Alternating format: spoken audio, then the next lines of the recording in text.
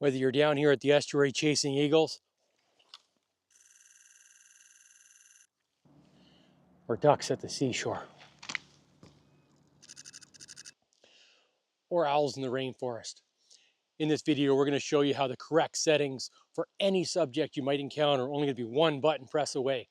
If you're Nikon Z8 or Z9 shooter, you're definitely going to want to hang around for this.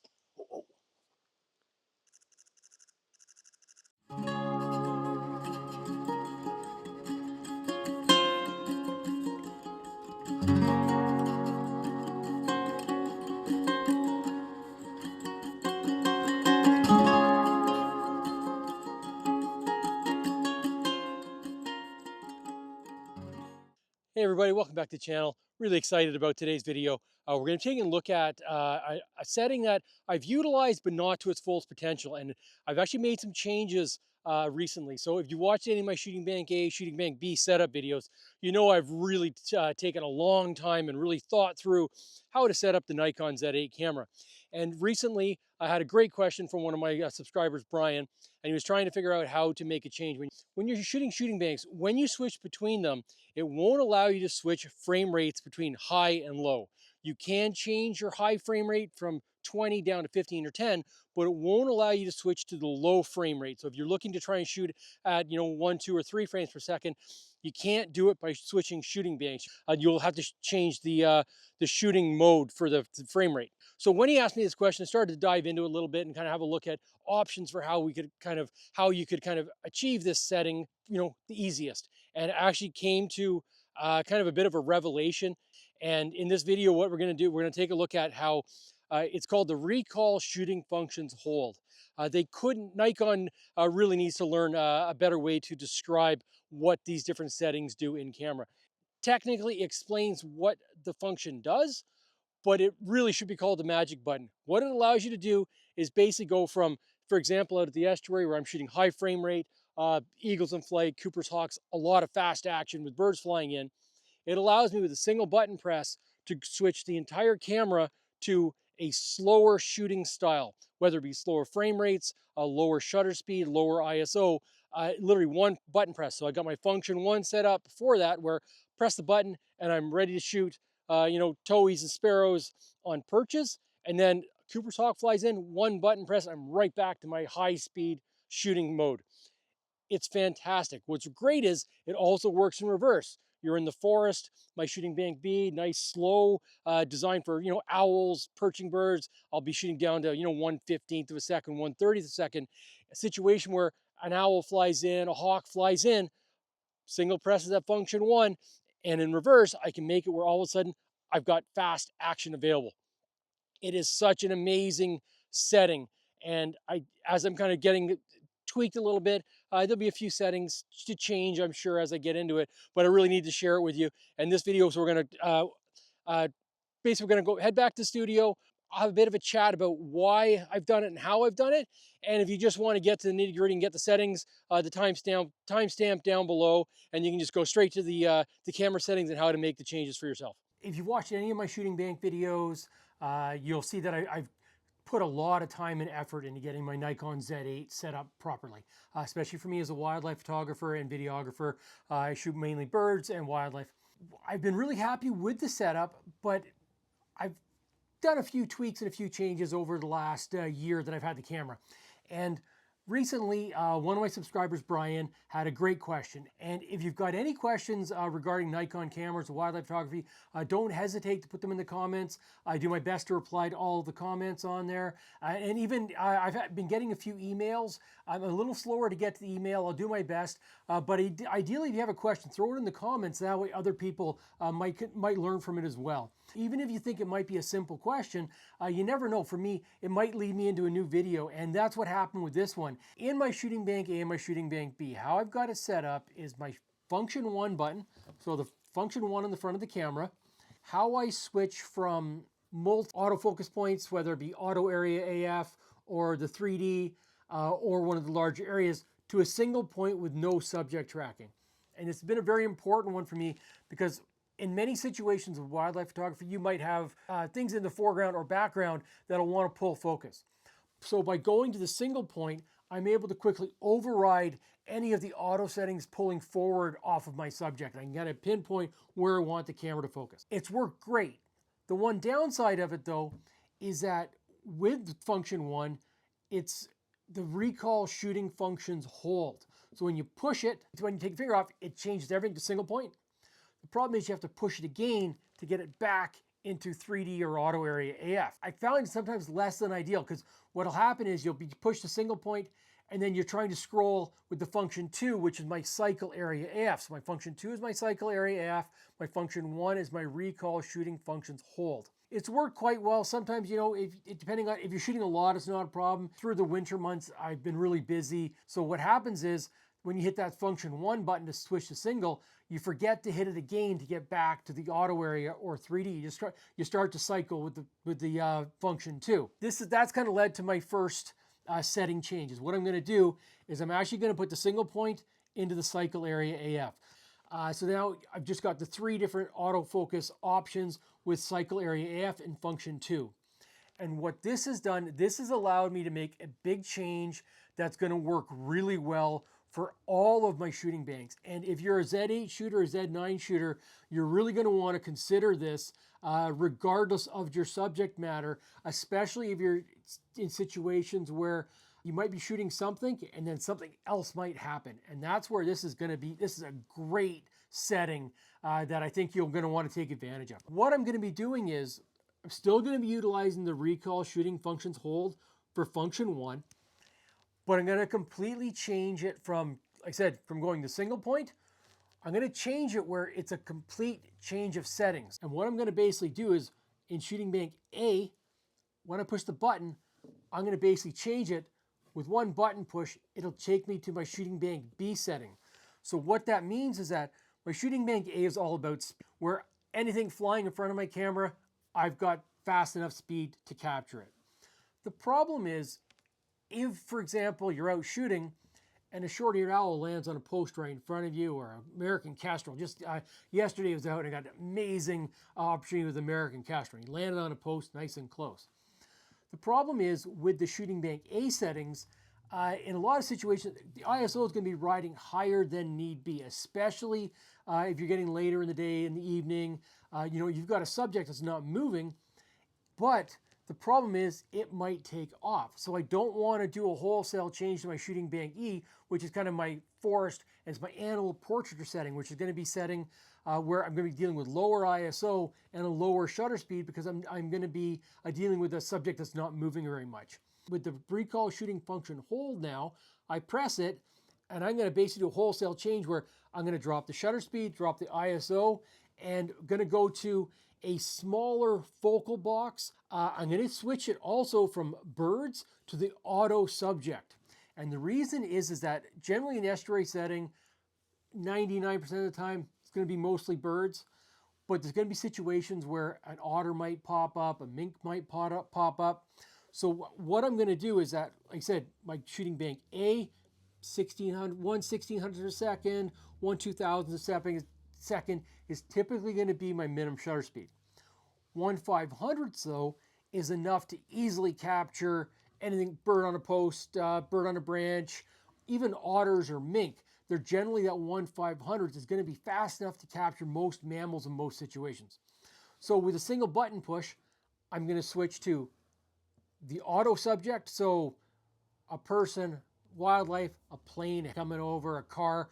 I'm going to let the camera decide on the subject because it'll be that quick button push because something has changed. I've gone from my birds in flight to something has changed in the scene that I want to override the super fast settings. I want to go to more of a higher quality setting and also then let the camera pick subject. The flip side of that too, in the forest, when the forest situation, I'm generally going to be shooting again that 1/500 a second. That's going to be perched birds, birds singing, owls in the forest, not flying typically. So we're going for higher quality, so lower ISO, lower shutter speed, and just that minimum shutter speed to freeze the subject. However, lots of times you're out there and all of a sudden an owl flies past. You know, you might get lucky and have a cougar pop up in the bushes, and all of a sudden you're going to want to change your subject. So you're going to want to be able to go to a faster shutter speed and also going to go to that generalized subject detect autofocus. We're going to go from the slow, high quality portraiture to shooting bank. We're basically going to kind of take it to similar to my shooting bank A settings, where we're going to override it with speed. So we're going to go in this setting. We're probably going to go 1/1000 a second, maybe 1/1250 a second, because it's going to be lower light. We're not just going to go crank it right up to 1/2000, 1/3200 a second, because we're going to end up with very high ISO. So we're going to kind of balance it a little bit. So 1/1000 is generally fast enough. You know, a barred owl flying through the woods, they've got quite a loping flight. So generally 1/1000 would be enough to photograph them. So that sort of thing. Like I said, a mammal, a bear, a cougar, and like that pops up in the bushes. I want a faster shutter speed so you can get some grab shots. And if it does try to trot away, you can hopefully freeze some shots of it as well. I'm really excited about this because with my shooting bank A and B, they're good. They work super well. The problem is I find there's been some situations where as much as it's info button, shooting banks, and the custom banks, it's 4 button presses to get you back to shooting. It's quick, but this is quicker. This is a single button press, bang, bang, bang, bang, bang. Single button press, you're back to your original shooting bank settings. And I think it's a really neat way to set the camera up. I also think if you're a landscape photographer, having that function 1 set up for taking advantage of some fast action all of a sudden happening, I think it's another one. I think there's a real case for it, regardless of what your subject, whatever you set your shooting bank up as your main subject matter. Basically have your recall shooting function hold on function 1 that is a reversal, basically goes to a complete opposite camera setup, 1 button press, everything changes on the camera. You go from slow to speed with a button press. And I think it's an awesome way to set these cameras up. And if you're shooting a Nikon Z8, I think it's an amazing way to do it. If you're shooting with any of the Nikon Z6, 3, Z7, any of those, you're going to want a Z8 or Z9 because I think it's a really great way to set up the camera. Okay, so now we'll jump on the computer, and what we'll do is we'll go through and do a walkthrough of how I'm doing my settings, and we'll also talk about some other options that might work for you in your shooting scenario. Right on, okay, let's get into it. So let's take a look at my shooting bank A. So shooting bank A, all about speed. So if you look at, we're looking at 1/2000 of a second as my minimum shutter speed for out at the estuary. But you'll notice here as example, 16,000 ISO. So how I've got this now set up with function 1, when I hit function 1, it changes my minimum shutter speed to 1/250th a second. Completely changes the style of shooting where I'm going for quality based on a subject that's not moving. So obviously pygmy owl, 1/250th would probably be enough to freeze a pygmy owl in this sort of situation. They do tend to do a little bit of head bobbing, so you might want to be 1/400th as your minimum. Depending on your subject matter, will determine what you want to set as your minimum shutter speed for swapping over. I also found that changing over to the square in the middle, I want to refine down a little bit. I find a lot of times with portraiture, if I had to make the switch from the estuary, like I said, a lot of times the auto area AF is a little random and you will pick things up. So I want to kind of refine down a little bit and kind of try to pick a smaller subject in this situation. So you can see how with this box, you see how even when it's quite a bit below the eye, it will still pick up the eye. It'll still focus on the eye, even if the box isn't right over it. So it does give you some latitude there. It's just why I like that box, and that's why I've kind of gone there. So how we go about changing this is you go into, we'll go down to the custom settings menu. We go down to controls. We're going to go to custom controls shooting. So originally, the recall shooting functions hold was, like I said, this is how on my shooting A and B videos is where I went to single point, and this was the override the subject detect and just basically go to a single autofocus point. Worked great, but I think this is a better use for function 1. So you use the D-pad and go over to the right here, and this is where it gives you complete control over how the camera is going to react once you push this button. So this is a single press and then a single press again to go back to your shooting bank A or shooting bank B settings. So it's an override that's a single press. So that's why it's really cool, and you can keep shooting in that mode. So I'm going to still stay in manual mode. I don't really want to be changing out of that. Shutter speed, this is where you can really take advantage of the different shutter speeds. So for me, 1/250th is the kind of a shutter speed I will use. A lot of birds that can be frozen by 1/250th. That's my minimum shutter speed. Waterfowl, and like that, and this is kind of my quality setting where I need a minimum, I want to have the minimum shutter speed possible to get the lowest ISO possible. So that's where this setting comes into play.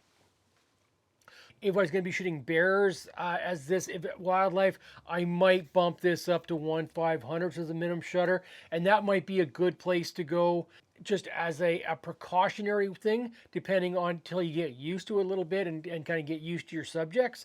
But I'm almost always shooting on a tripod. So in this situation on a tripod, 1/250th, especially at 20 frames per second, because I shoot in bursts, you're most likely going to get a number of sharp photos out of it. So aperture, so you can either check this if you want to set it to a certain aperture. I leave it empty, which means it will go to the aperture that it was at from what I was previously shooting. This one, I think I'll leave it at, I have it unchecked because don't necessarily want everything being an overridden because sometimes the aperture, you want to have it wide open in order to get the lowest ISO possible as well. And that's kind of what we're looking for here. And this lens is very sharp, wide open, so I don't really need to stop it down for sharpness. Exposure compensation, again, I generally I'm only ever going to be a -1/3 on this camera generally. So I leave this as it was beforehand. So if I've been shooting at -1/3, it'll leave it at a -1/3. And again, depending on what type of subject you are, you might want to set that accordingly. ISO sensitivity settings. So this one's important. I want to make sure that I have auto ISO sensitivity on, and then I set the ISO sensitivity to 200. The reason I set it to 200 is it will default to 200 as long as it's got the shutter speed of 1/250th. But basically, it will default to a nice low ISO as long as you've got that minimum shutter speed of 1/250th that you're setting. And then it will start to bump up the ISO with the auto ISO. So that's why I've gone there. It'll rarely be a 200 ISO, but I've set it there just so that's kind of the override if you've got enough light to get your shutter speed.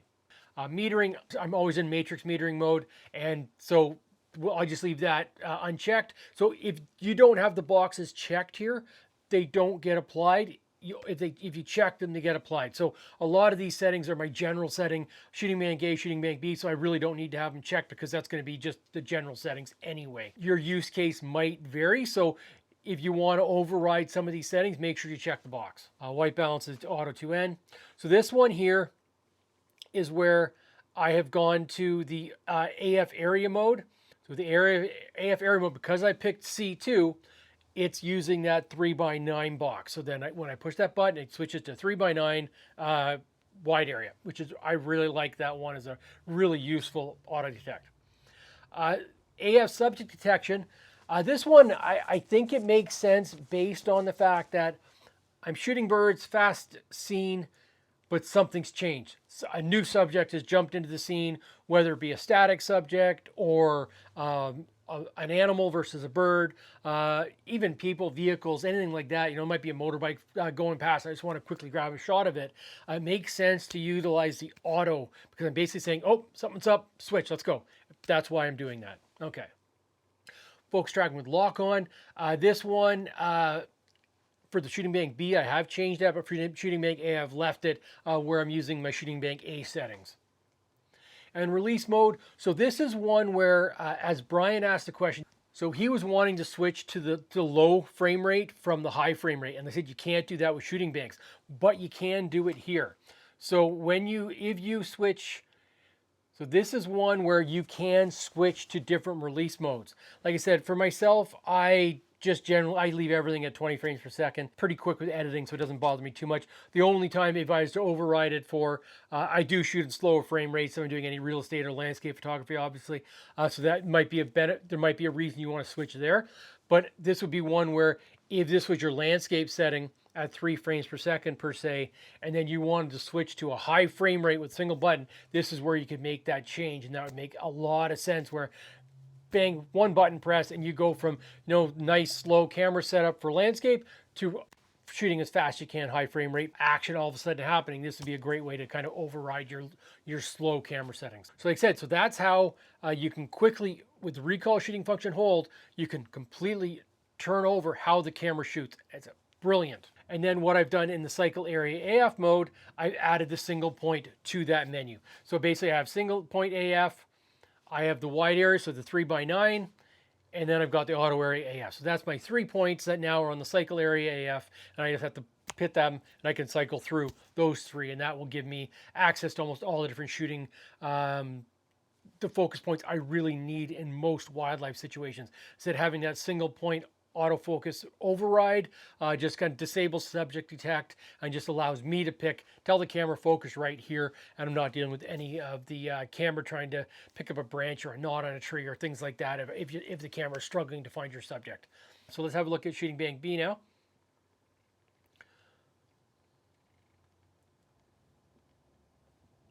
So you see, it's fairly quick to swap between them, but it's not as quick as that. That's the point. Okay, so this is my animal portraiture setting. So this is my high quality setting in lower light situations. So this is where they said you can see I'm shooting at 1/400th a second.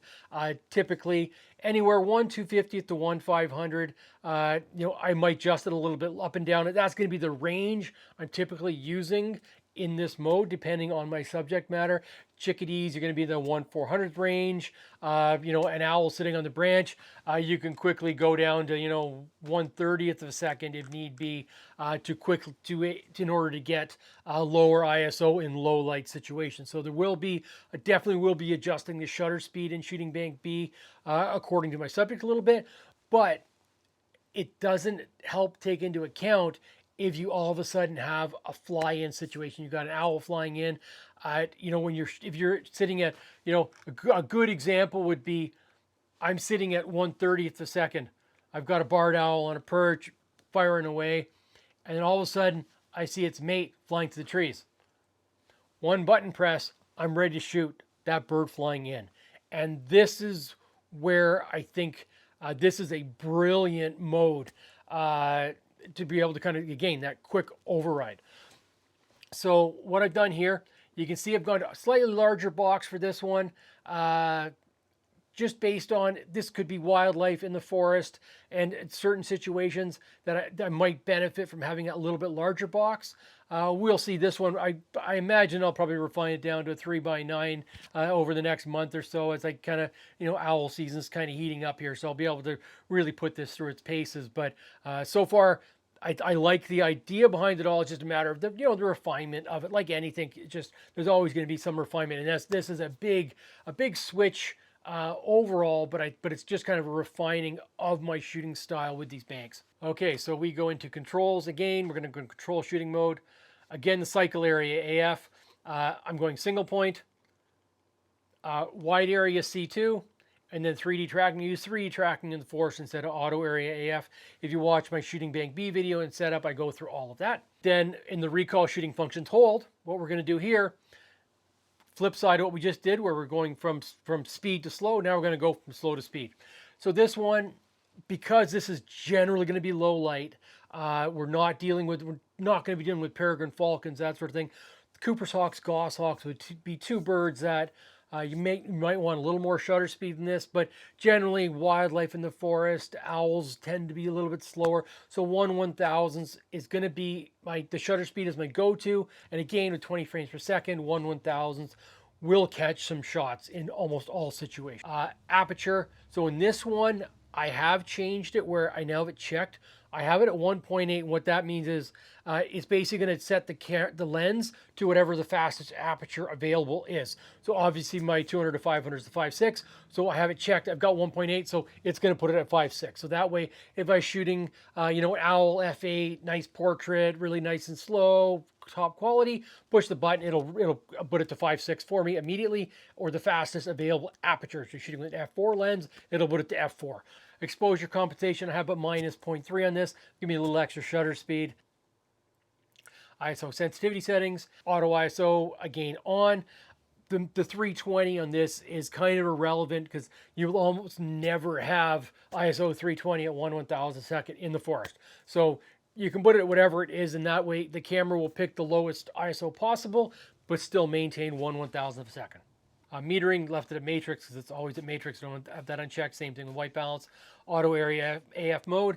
I've gone to wide area AFL on this one. This is a little bit larger box, so it's a little bit wider than the 3x9. So it's extra. I think it's 6x9. Jury's still out on that one. I imagine I'll probably go to 3x9 just to narrow it down a little bit. But the reason I've gone that, chances of this being an animal in the forest might make it a little easier to get the autofocus box over the subject easier with subject tracking enabled. Subject detection, again, I've gone to auto in this one because this is going to be a grab shot of something happened, something changed where it was unexpected. So I'm going to let the camera decide on what the subject is. I haven't played with auto a lot, so we will see as in the coming weeks here whether or not I might just switch this to animal or bird. But from so far, what I've seen, the auto seems pretty decent, at least picking up the subject. And by having the smaller autofocus box, like I said, it's AF large, it's still quite big, but you're not hopefully eliminating some of the branches and everything else in the periphery. So it should hopefully pick up your subject. If it wanders a little bit, I'll probably just go to a smaller box first, and then if I need to, I might switch it to animal or birds again if need be. But I think for now, I'm going to leave it on auto and see how that works out for me. Focus tracking with lock on. This one I have switched it to 5, and this one is because chances of an owl flying through the forest, you've got an owl flying in, tree, where it's flying behind the trees. Put it on delayed, so it will be a little bit slower to jump focus. So hopefully it'll track it as it's running through the forest. Same thing, you've got a cougar running through the forest behind some trees, hopefully to maintain tracking of the subject as the subject, the autofocus interference with a foreground subject, but it'll hopefully maintain focus on your subject. And release mode, same thing, going to be shooting at 20 frames per second because that just makes the most sense for me. So, like I said, if you were a landscape photographer, this would be a great alternate for your function 1, where your landscape, you might be shooting aperture priority, nice and slow, everything set for you're shooting in bracketing, 3 frames per second, all of that. This is the place where you can do a complete override with a single button that you can quickly make the camera into the Sportster it is, and hopefully get the shot, that grab shot of something running past you. You're out photographing a waterfall, and all of a sudden a bear runs in, grabs the fish, and runs off. Single button press, you will hopefully be able to get that action. So there you go. That's how I think the recall shooting functions hold can really change how you set up your camera. Well, I hope you got some great info out of this video today. Like I said, I'm really excited about these settings changes. I've been running into a few blocks when I'm out in the field where things weren't working perfectly for me, and I think this will really change definitely make it so that I don't miss any opportunities at all. So again, shout out to Brian for asking the question. That kind of led me down this path. Really excited about this, and say any questions or comments regarding anything Nikon or even anything wildlife photography related, please leave them down below and I'll do my best to get to them, and you might even get a video made out of it. Till next time, see you out there. Take care.